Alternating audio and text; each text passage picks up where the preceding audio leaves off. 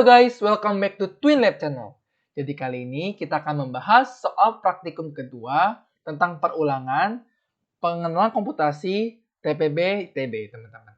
Bagi teman-teman yang belum memiliki basic pemrograman Python, kalian dapat menonton video pemaparan materi pemrograman Python di channel kami ya, teman-teman.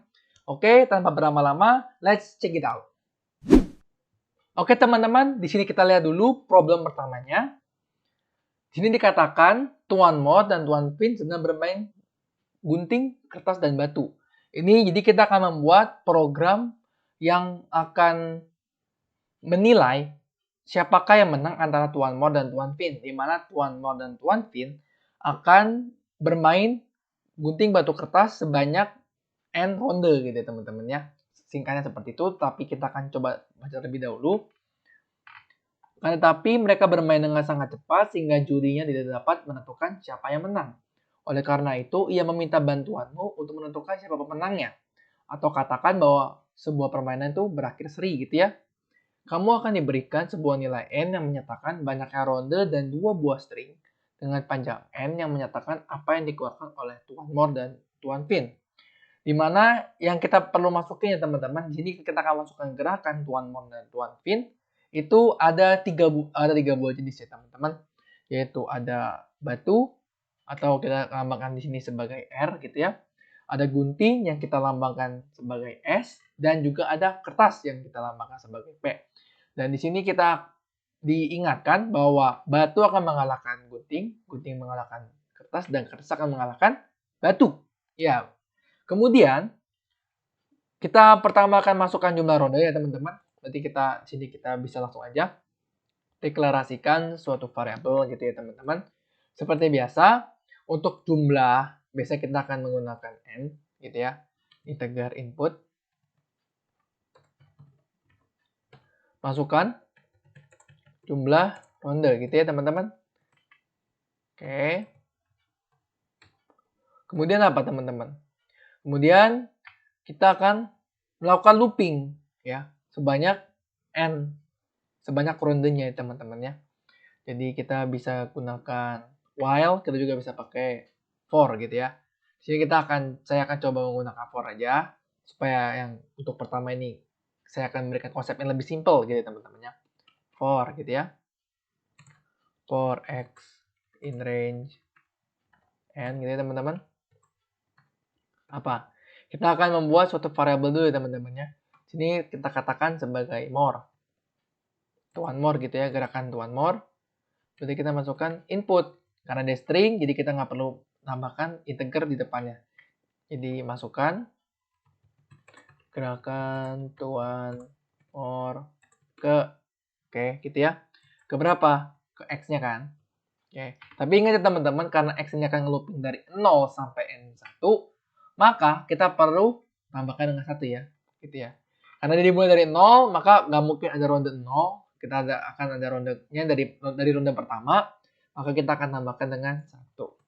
Jangan lupa kita akan menulis format di depannya. Oke, tulis F gitu ya teman-teman. Input F, masukkan gerakan tuan more ke dan juga tuan fin gitu ya.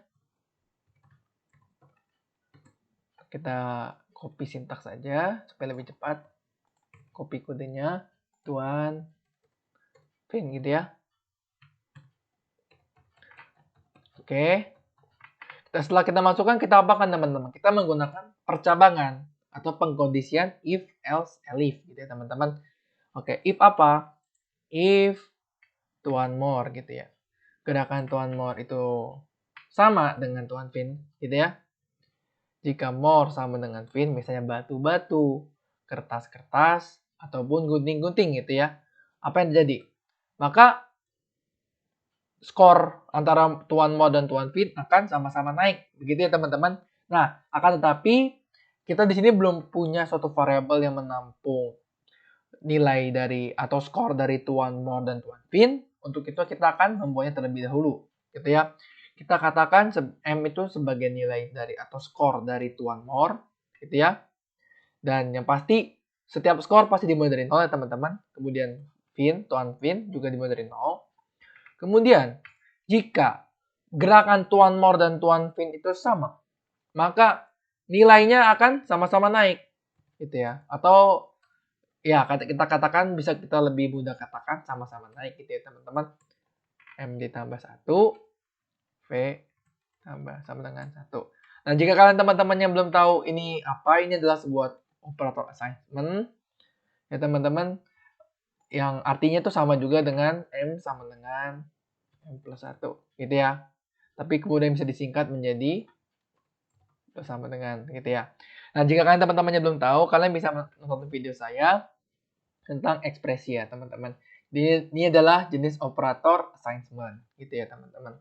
Oke, selanjutnya apa? Kita bikin kondisi lain, elif gitu ya.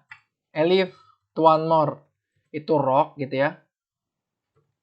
Itu rock gitu ya. And to one fin, maaf. And fin sama dengan paper. Rock sama scissor dulu ya teman-teman. Rock sama scissor dulu. Elif more rock and fin scissor, berarti yang menang adalah si tuan more. Berarti M plus sama dengan 1 gitu ya. Skor tuan more bertambah 1. Begitu pula dengan kebalikannya. Gitu ya. Elif tuan more itu scissor and tuan fin itu rock gitu ya. Maka siapa yang bertambah? Ya, tentu saja tuan fin ya teman-teman. Tuan fin gitu ya. Dan begitu pun seterusnya ya teman-teman. Nah, oke teman-teman, di sini saya sudah menuliskan semua kodenya ya teman-teman. Jadi kita coba periksa lagi. Rock and scissor, yang pasti menang rock, berarti si tuan more. Scissor dengan rock, tadi tetap si rock, berarti si tuan fin, gitu ya. Nah, ini kalau misalnya scissor ketemu paper, berarti yang menang adalah scissor ya teman-teman, berarti si more. Begitu kalau juga dibalik, maka tuan fin yang menang. Dan paper dengan rock yang terakhir, berarti yang akan bertambah si tuan more. Tapi kalau misalnya tuan more yang rock dan tuan fin yang paper, berarti yang bertambah adalah skor tuan fin. Oke teman-teman. Oke. Selanjutnya, setelah di luar looping, kita akan melakukan apa? Melakukan pengkondisian. Pengkondisian untuk apa? Untuk menentukan siapa yang menang gitu ya teman-teman. If. Nah, di sini kita lihat ya teman-teman, variabel yang menampung skor dari tuan more dan tuan fin adalah M dan V gitu ya teman-teman. Nah, jadi kita akan melakukan pengkondisian dengan variabel M dan V. If M sama dengan V, berarti siapa yang menang? Dikatakan permainan berakhir seri gitu ya. Print permainan berakhir seri. Nah, gitu ya. Tapi jika nilai tuan more itu lebih besar daripada tuan fin, maka print yang menang adalah tuan more ya. Kemenangan adalah tuan more.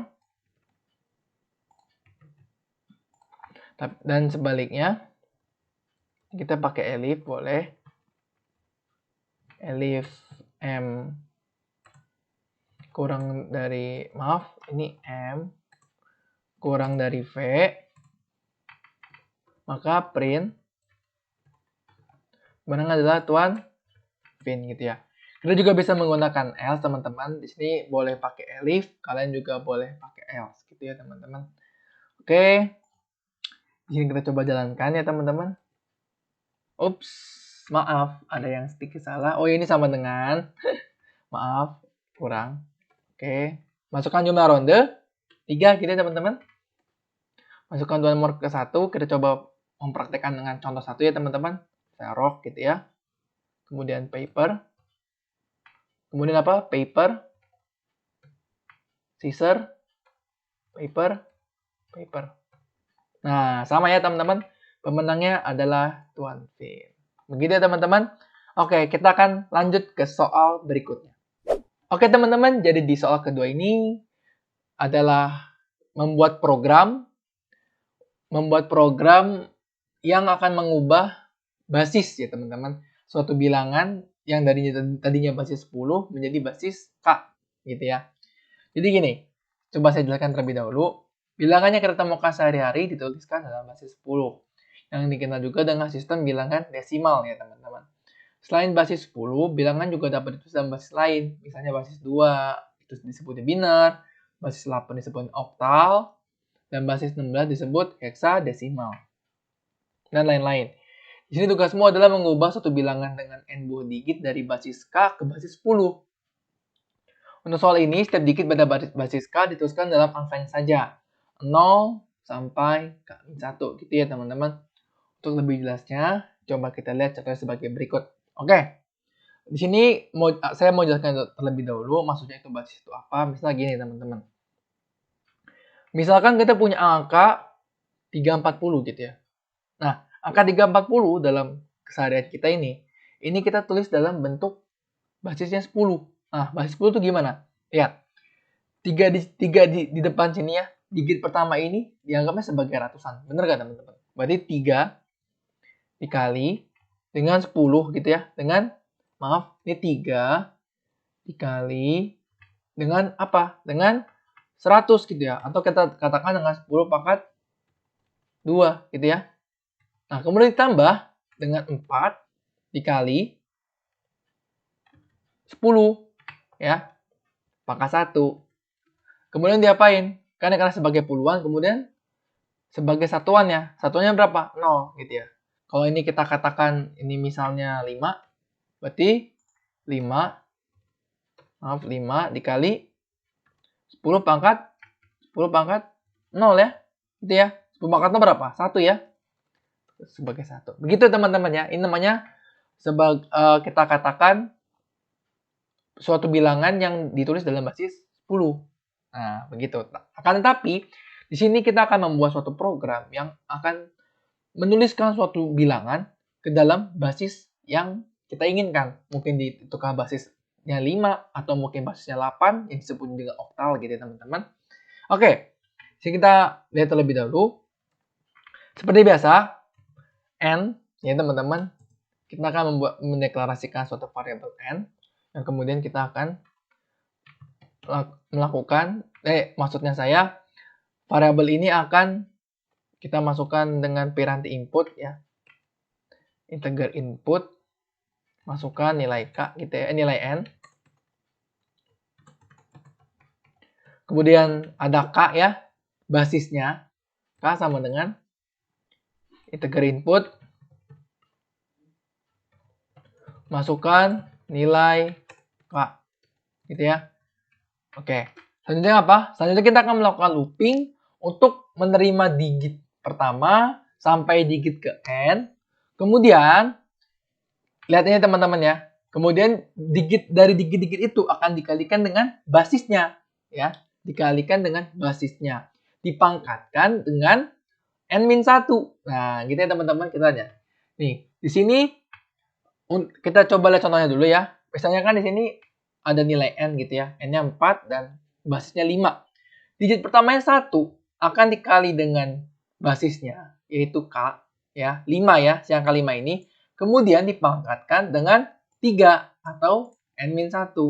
Kemudian ditambah dengan digit kedua dikali dengan basisnya, yaitu 5. Dipangkatkan 2 menurunnya teman-teman. Oke. Di sini saya akan menggunakan while karena menurut saya while looping di sini akan lebih mudah, gitu ya. Oke, while.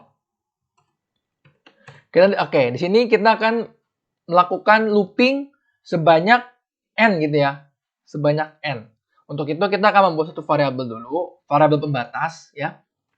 Variabel pembatas misalnya saya buat a kurang dari sama dengan n gitu ya. Di mana nilai a sama dengan apa teman-teman? Nilai a itu sama dengan 1. Nah, ini ya. While a kurang dari sama dengan n ya.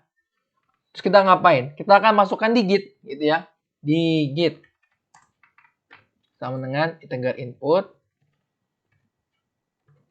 Masukkan digit ke siapa? Nah, karena ini A ini akan terus diinkremen ya teman-teman sampai nilainya N, kita bisa menggunakan si A ini. Nah, ya. Gitu ya. F. Jangan lupa gunakan format, masukkan digit ke A. Kemudian, digit ini diapain teman-teman? Kita akan melakukan operasi pada digitnya, gitu kan ya? Berarti di sini saya akan buat suatu variabel namanya operasi. Nah, di operasi ini diapain teman-teman? Digitnya akan dikalikan dengan basisnya. Nah, jangan lupa di basisnya ini akan dipangkatkan dengan apa? Dipangkatkan dengan n-1, kemudian n-2, n-3. Nah, coba teman-teman perhatikan ya. n-1. Nah, kita bisa gunakan A teman-temannya di sini ya. Karena A ini akan diinkremen juga dan nilai basis ini juga akan turun gitu ya. Jadi gini, coba saya akan tuliskan dulu ya, gini ya, n-a. Ini teman-teman, A itu akan diinkremen atau akan bertambah setiap loopingnya. Di sini n-a, A-nya dimulai dari 1 dan kita bisa contohkan n-nya di sini 4 gitu ya. Berarti n-a itu berarti 4 kurang 1, 3 gitu ya teman-teman. Dan di looping selanjutnya A-nya nilai 2. Oke teman-teman, berarti 4 dikurang 2, maka akan dipangkatkan dengan 2. Sampai nilainya ntar apa? A-nya akan sama dengan n gitu ya teman-teman. Saat nilai A sama dengan N, berarti sudah dipangkatkan dengan 0. Maka dia akan menjadi sebagai satuan. Gitu ya teman-teman. Oke. Kemudian, kita akan membuat suatu variabel lagi.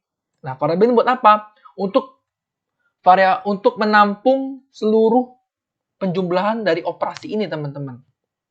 Gitu ya.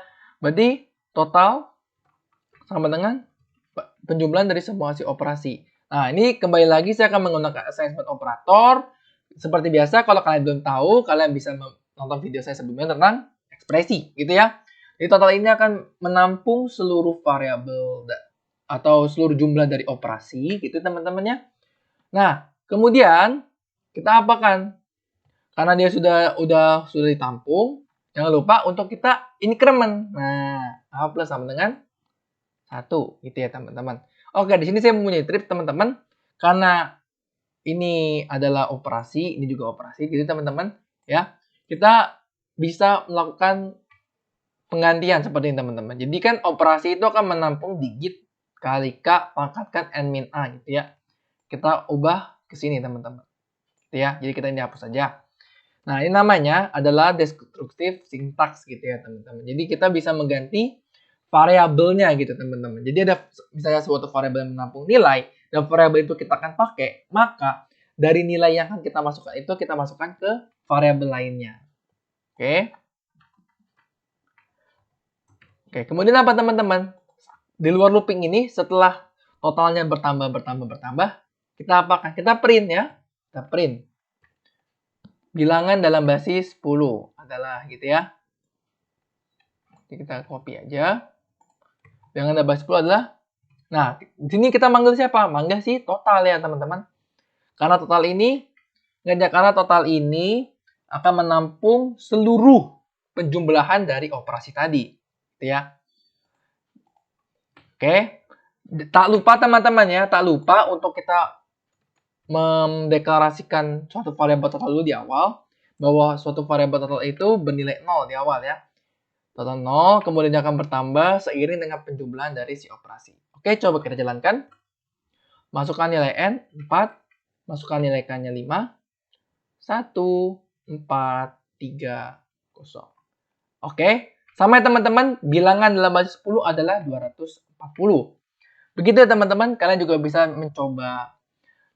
mencoba program saya dengan contoh lainnya. Seperti ini contoh 2 maupun juga contoh 3. Gitu teman-teman. Oke, kita akan lanjut ke soal berikutnya. Oke teman-teman, jadi ini adalah soal terakhir, yaitu soal problem ketiga. Di sini kita akan membuat program yang menerima bilangan cantik terkecil yang habis dibagi dengan satu bilangan. Di mana suatu bilangan tersebut kita akan tentukan sesuai keinginan kita, gitu ya teman-teman ya. Oke, kita baca dulu soalnya. Tuan Maur menganggap suatu bilangan cantik apabila semua digitnya merupakan angka yang sama dan bukan 0. Ya. Berarti dari 1 sampai 9 ya gitu teman-teman range-nya. Jadi misalnya 1, 1, 1, 1, 2, 2, 2, 2, sampai nanti mungkin 9, 9, 9, 9. Kenapa nggak 10? Karena kan 10, 10, 10, 10 itu bukan angka cantik ya. Karena 10 itu ada 1, 0, 1, 0, 1, 0. Itu bukan sebuah angka cantik. Begitu teman-teman ya. Oke, diberikan sebuah bilangan X yang tidak habis dibagi 2 dan tidak habis dibagi 5. Artinya apa? Singkatnya, si X ini relatif prima dengan 10 gitu ya. Buatlah sebuah program yang menerima input X dan mengembalikan bilangan cantik terkecil yang habis dibagi X. Begitu ya teman-teman ya. Oke, karena di sini kita katakan sebuah bilangan X yang tidak habis dibagi 2 dan tidak habis dibagi 5, artinya mungkin kita katakan sebagai relatif prima dengan 10 gitu ya teman-teman. Maka kita di sini kita bisa saja melakukan perintah lain ya teman-teman. Misalnya gini, kalau misalnya kita masukkan X itu sama dengan 10, berarti tidak ada program yang kita jalankan. Atau kita katakan, kita print saja X nilainya salah gitu ya. Oke, kita coba dulu ya. Jadi kita katakan X gitu ya. X itu integer input ya. Masukkan apa teman-teman? Integer input, masukkan X. Oke. Kemudian di sini tips and trick dan clue-nya apa teman-teman? Karena kita ingin menemukan sebuah angka cantik. Nah, angka cantik itu kan nggak bisa, agak sedikit sulit kita dapatkan jika kita menggunakan penjumlahan. Untuk itu kita akan menggunakan string ya teman-teman. Jadi misalnya gini, angka 1111 itu misalnya 111 gitu ya. Bisa kita buat dari angka 1. String 1 dikalikan dengan 3. Gitu ya. Jadi 1111. Oke, gitu ya teman-temannya. Itu jadi adalah clue-nya. Oke, kemudian kita akan melakukan programnya. Di sini kita akan menggunakan while ya, teman-teman. While. Oke, tapi jangan lupa teman-teman di sini kita katakan if dulu ya. Kenapa? If kita buat ya. If X itu relatif prima dengan 10 gitu ya. Artinya X tidak habis dibagi 2 tidak habis dibagi 2 gitu ya. Maaf, tidak habis dibagi 2. Tidak habis dibagi 2 and X itu tidak habis dibagi 5. Berarti kita harus menggunakan sebaiknya teman-teman, maaf ya. Ini harusnya jika dia habis dibagi 2 dan X habis dibagi 5. Artinya apa? Print si X ini bilangan X ini gitu ya. Atau enggak kita katakan gini lah, print bilangan yang dimasukkan salah. Gitu ya. Tapi else ya, berarti artinya jika di luar kondisi ini ya, di luar kondisi ini, maka kita bisa menjalankan perintah si while, gitu ya teman-teman. Artinya kan ini kalau jika bukan ini, maka pasti si else gitu ya. Oke, di sini kita coba lihat while. While siapa teman-teman? Di sini kita akan membuat suatu nilai yang bersifat true gitu ya. Di sini saya akan buat dua variabel a, atau di luar if else ya teman-teman, a sama dengan true gitu ya. Atau maaf, di sini kita bisa masukkan saja ke sini ya teman-teman. Kita masukkan saja ke sini a sama dengan true gitu ya. A sama dengan true while a gitu ya teman-temannya. Jadi selama dia bersifat true, dia akan melakukan looping. Di sini kita akan mengambil ya teman-teman, mengambil angka 1 sampai 9. Nah, supaya 9 ini kecetak, berarti 9 tambah 1. Atau dengan kata lain, kita bisa tuliskan dengan angka 10. Oke. For X in range 1 sampai 10, kita apakan? Si X ini, maaf, jangan X saja. Jangan X teman-teman, biar nggak bingung ya. Kita for elemen. Nah, kemudian elemen ini kita jadiin apa teman-teman? Tadi seperti saya katakan, kita jadikan sebagai string. String elemen dikali dengan suatu variabel yang menampung integer. Jadi supaya bisa kayak kebentuk angka 1 ya berarti kan 1 dikali 2. Supaya membentuk angka 2 ya berarti 2 dikali 2 gitu ya. Dengan kata lain, dengan arti lain maksudnya saya teman-teman, angka 2 dan satunya ini adalah sebuah string gitu ya teman-teman. Jadi coba saya contohkan. Misalnya kita ingin membentuk angka 111. Berarti print angka 1 gitu ya dikali dengan 3. Maaf, ini kita buat ke sebuah variabel aja gitu ya. A sama dengan 1 ya. Print A dikali 3 gitu ya. Maka hasilnya apa? 111 gitu ya. Dan seterusnya gitu teman-temannya, kita ingin membentuk angka 9. Berarti kita akan mengambil dulu bilangan dari 1 sampai 9, kemudian akan dikalikan dengan suatu integer gitu ya. Di sini integernya saya masukkan ke suatu variabel. Karena apa harus saya masukkan ke variabel? Supaya nanti nilainya bisa diincrement teman-teman ya.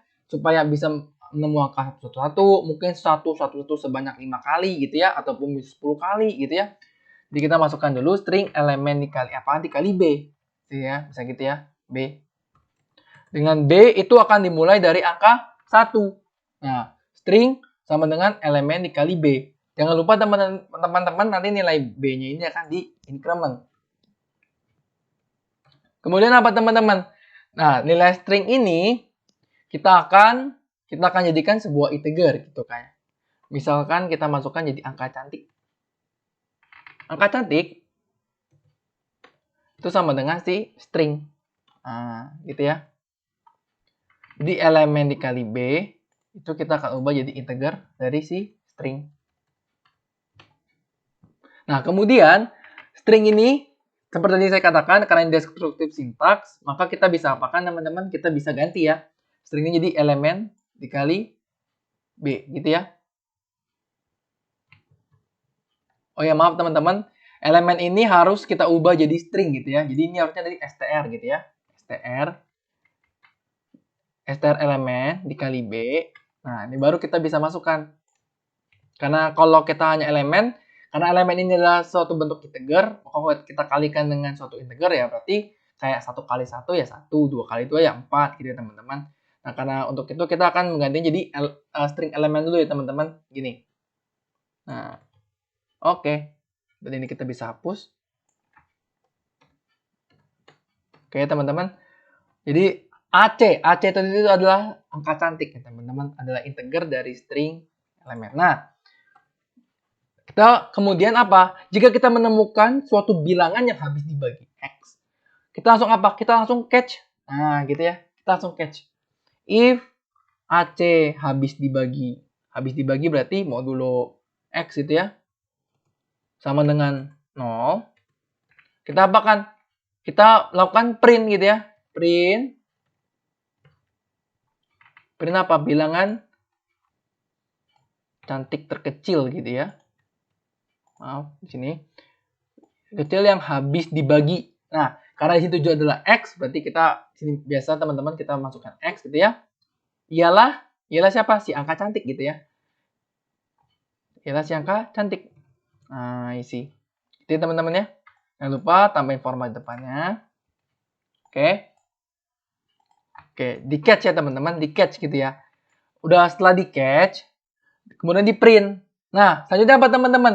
Selanjutnya kita akan memutuskan loopingnya. Nah, bagaimana cara memutuskan loopingnya? Kita bisa pakai break gitu ya. Break, maaf. Oke.